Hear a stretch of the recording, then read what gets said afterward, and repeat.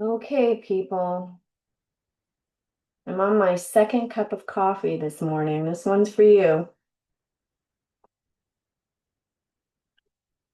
I there are people who can't attend our meetings because of the time of day and conflicts, whatever. You know who you are, and I'm definitely doing this for you. I hate to see anyone slide back into isolation. Um, And I just want to say this definitely comes at a personal sacrifice. So the next thing I'm about to say is I just pray I have the right words. Um, it's something I know I know I know the facts about it on this one because I just worked with children since I was so young. So here we go.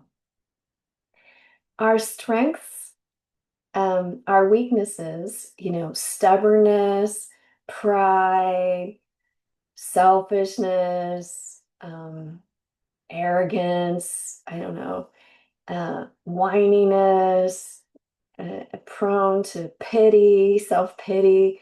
Like these, we all come into the world, we're born with a temperament and we're born with certain ways of being that are a problem.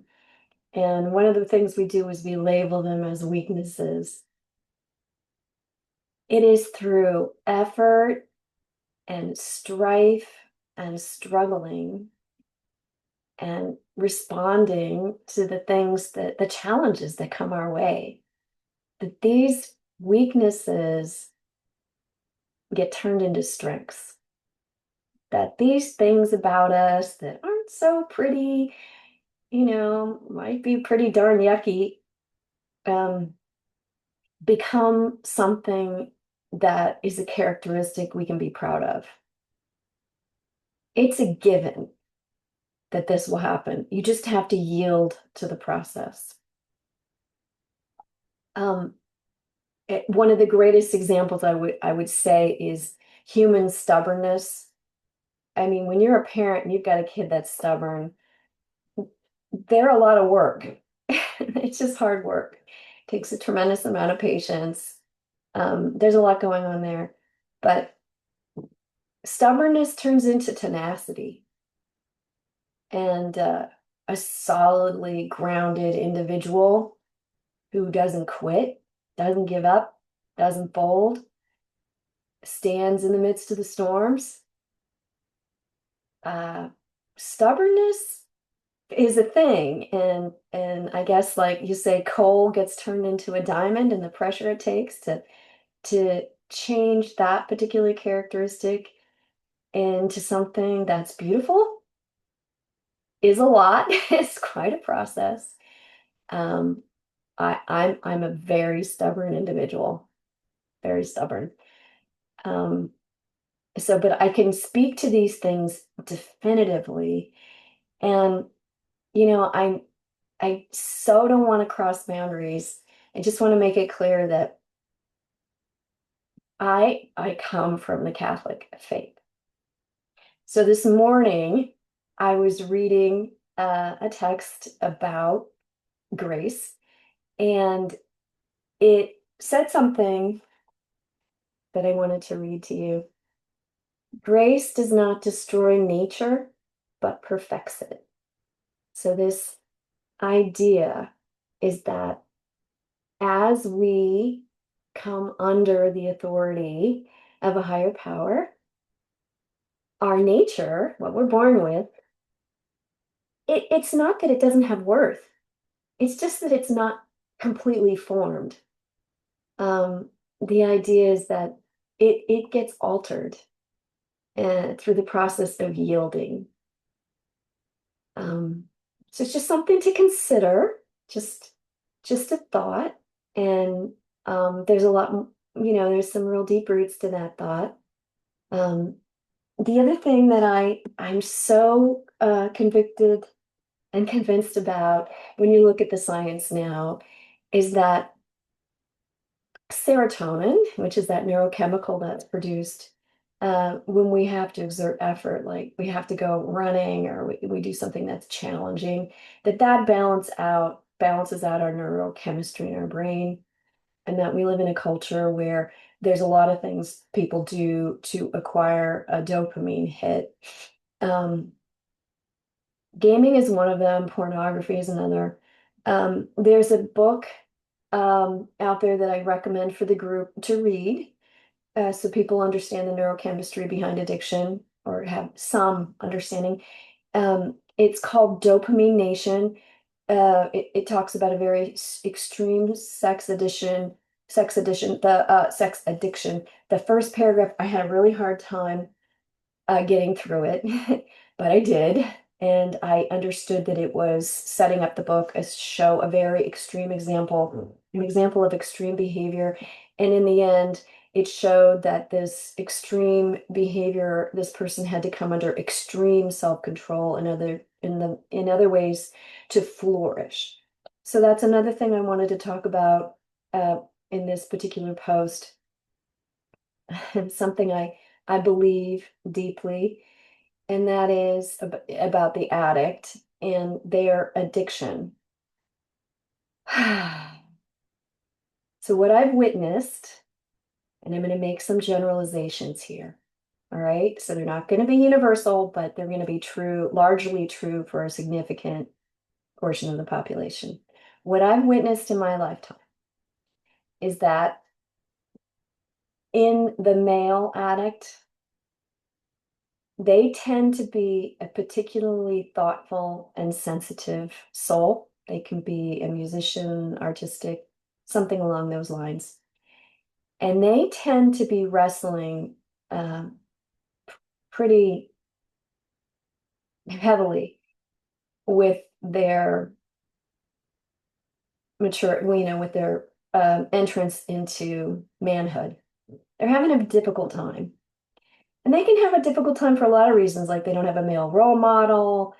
They're just very sweet, and maybe they have a male role model that's very different from who they are, but they're having a hard time.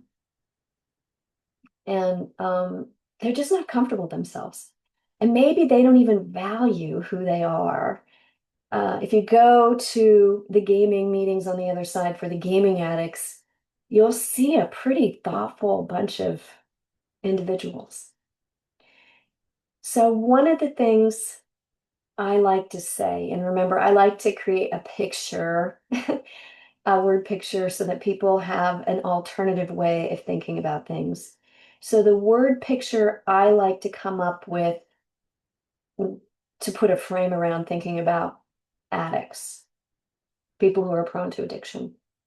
And this comes from lots of experience, is I see the addict like a Nazarite. So if you are a Bible scholar, you read the Bible, or you can look it up. There are particular individuals for spiritual reasons. God made them a certain way, and they are not allowed to engage in certain behaviors. Like they're not allowed to drink alcohol. They, in the case of Samson, he wasn't allowed to cut his hair. There are people among us, for, I would say, God's good purposes, aren't allowed to engage in certain behaviors. It just isn't for them. If they engage in those behaviors, it's going to keep them from living the rich and full life that's intended for them. So I like to think about the addict as a dearly beloved and cherished individual that has to walk a pretty narrow path. And they just haven't figured it out, that they have to walk a high road. We all have our challenges. Some of us are born without, eyesight, legs, arms, parents. We've all got our set of challenges. And the addict has a specific set of challenges, and they are not to be pitied. They are not to be pitied. They are to walk in this world in a very particular way, and they just haven't accepted that yet. And we don't want to interfere with that process. So, these Al-Anon is so well suited because it talks about responding to a higher power. And I think all of this, finding yourself, finding peace in this world, placing things, figuring out how to navigate in this life, is all a spiritual adventure. Just remember, this is my opinion. Take what works for you and leave the rest. And that navigating these waters has to be done very carefully and very respectfully. So when I refer to the addict, I am never referring to someone in a negative way. In my mind, in my heart, I feel like I fully recognize that that person has a very particular calling in this world, and they're just struggling. They're struggling with, the hand they've been dealt.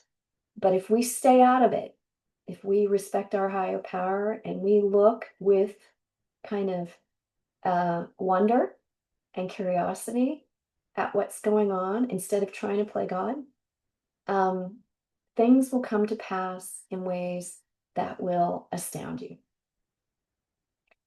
April 28th. Sometimes the things we consider our greatest weaknesses prove to be our greatest strengths. They provide us with opportunities for growth that we never have had otherwise. Sorry, that we would never have had otherwise. All my life, I prayed for courage, but it was through my shyness that I learned that courage was already available to me. I was hesitant about sharing in meetings, afraid I would be ridiculed. I sat in the back and kept my secrets to myself. Still, I hear my own stories so often that I begin to lose my fear. Calling upon a reserve of courage I didn't know existed, I managed to approach some members who seemed to have similar experiences. In time, I had spoken with so many people one-on-one that sharing in the group became possible, even comfortable. In my fear, if my fear had been simply been removed, I might never have known that I am capable of acting on my own behalf. I didn't need enough strength to get up in front of the room full of strangers. I only needed enough to keep me taking tiny steps. I had exactly enough strength and courage to reach my goal. Today's reminder: anything and everything about me can be used for my good. If I feel insecure or frightened today, I will remember that my fear is a signal, that it is, that it, a signal that there is something for me to learn. Sorry. I will remember that my fear is a signal that there is something for me to learn. Here's the quote: I may not be the answer I want, but I have to remember that it may be what I need. I blew it again. It may not be the answer I want, but I have to remember that it may be what I need. So there's this just a delicate line. As a parent, I knew I had to encourage my children, but if I pushed them, that way they would create a resistance and it might create more fear and more anxiety than the child already had. So it's just so delicate, delicate. You're a success as a parent if they grow up and they think they raised themselves, Then oh yeah, I tricked them. Uh, that's a good thing. But never, some of us are so strong-willed. They just, oh wow, it's like mud wrestling for sure. At any rate, there is a respect and sacredness to all of our lives. And I just would challenge you to think that that addict who you love so much um, might just be, a priest. And that individual just doesn't know it yet. They just haven't come to that place of understanding. And certainly from what I've seen in attending meetings on the other side, on the gaming and the addict side, is that they're looking for a career or this or that or the other, and they don't know the preciousness of who they are and what's inside them. and that perhaps it's just them that they have that needs to be shared with this world, that they need to preserve the sensitive and thoughtful person that they are, and then find a way to express that in this world. Just my perspective. I hope this provokes some thought in you. I'm sorry for the lengthy post, but blessings on your day.